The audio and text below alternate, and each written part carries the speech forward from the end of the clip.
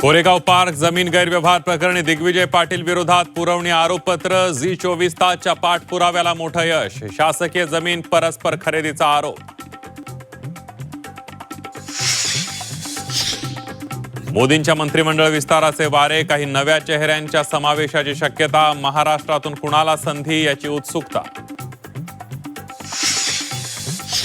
संजय राऊतांच्या ट्विटनंतर राजकारण पेटलं. भांडूपमध्ये राऊतांविरोधात शिवसेनेचं आंदोलन. संजय राऊतांनी भारतीय तरुणांचा मंद असा उल्लेख केल्याचा महायुतीचा आरोप. 30 जून पूर्वी राज्यातील शेतकऱ्यांना कर्जमाफी देणार. साताऱ्यामध्ये मुख्यमंत्री देवेंद्र फडणवीस यांची घोषणा. नियमित कर्जफेड करणाऱ्यांना प्रोत्साहनपर मदत देण्याचाही शब्द. तुमच्या नेत्यांना कोर्टाबाबत बेजबाबदार विधानं करण्यापासून थांबवा. सुनावणी दरम्यान कोर्टानं ठाकरेंना सुनावलं. पुढची सुनावणी 30 जुलैला. राखीव प्रवर्गातील परीक्षार्थींना खुल्या जागांवर दावा करता येणार नाही. स्पर्धा परीक्षांबाबत राज्य मंत्रिमंडळाचा मोठा निर्णय. सर्वांना समान संधीसाठी निकषात बदल.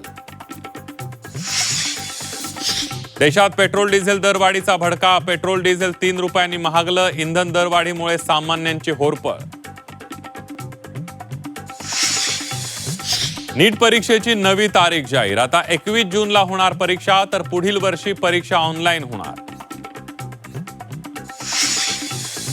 नीट परीक्षा पेपरफुटी प्रकरणी सीबीआयकडून पुण्यातून एका शिक्षकाला अटक. एनटीएच्या वतीनं परीक्षा प्रक्रियेत होता सहभाग.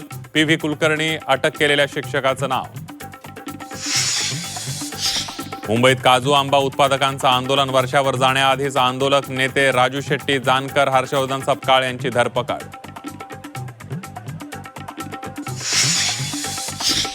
नाशिक पोलीस महानिरीक्षक दत्ता कराळेंची बदली. खरात प्रकरणातील आरोप. दत्ता कराळेंना भोवल्याची चर्चा. प्रवीण पडवळ नाशिकचे नवे आयजी, तर कराळेंवर राज्य मानवी हक्क आयोगात जबाबदारी.